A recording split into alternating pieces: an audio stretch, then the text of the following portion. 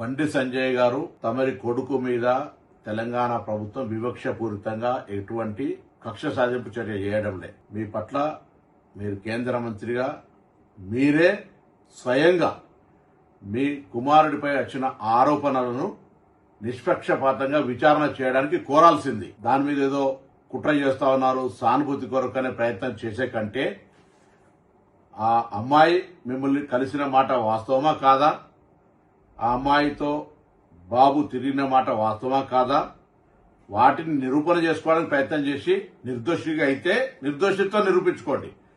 కానీ మీరు కేంద్ర హోంశాఖ సహాయ మంత్రి ఉండి ఒకవేళ పొరపాటు జరిగితే చట్టం తన పని తాను చేసుకుపోయే విధంగా ఉండాలని కోరుకుంటా ఉన్నా.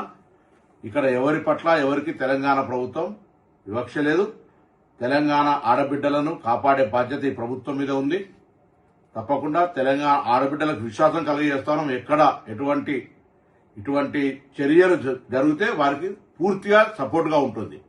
దాని తర్వాత నిన్న మొన్న కొంత మున్నూరు కాపు సంఘానికి సంబంధించిన నాయకులు కూడా ఏదో వివక్షపూరితంగా వ్యవహారం చేస్తామని చెప్తా ఉన్నారు. నాకున్న సమాచారం మేరకు ఆ అమ్మాయి కూడా సేమ్ మున్నూరు కాపు వర్గానికి సంబంధించిన అమ్మాయి అని తెలిసింది. కాబట్టి ఇందులో ఎవరిని బ్లేమ్ చేయడానికి వాడుతున్నటువంటి అంశం లేదు ఇందులో. కాబట్టి ఈ ముఖ్యమంత్రి గారు కూడా ఈ అంశం మీద విచారణకు ఆదేశించినారు.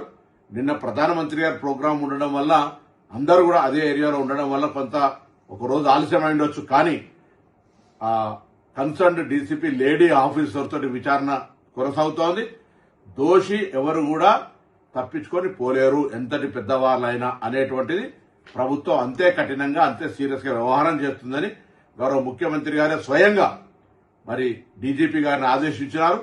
తప్పకుండా ఆ కుటుంబానికి కూడా తెలంగాణ ప్రభుత్వం తెలియజేస్తున్నాం. ఎటువంటి ఆందోళన విచారణలో ఏదైనా నాయకత్వ ఒత్తిడి జరిగి మార్పు జరుగుతుందని మీరు అపోహపడే అవసరం లేదు. తప్పకుండా ఇది ప్రజాస్వామ్యం. మీకు జరిగినటువంటి అన్యాయంగా మీరు అది ఒకవేళ తప్పకుండా అటువంటి సంఘటనలు జరిగి ఉండుంటే దోషి మీద ఎటువంటి శిక్షకు వెనుకాడిగే ప్రశ్న లేనే లేదు.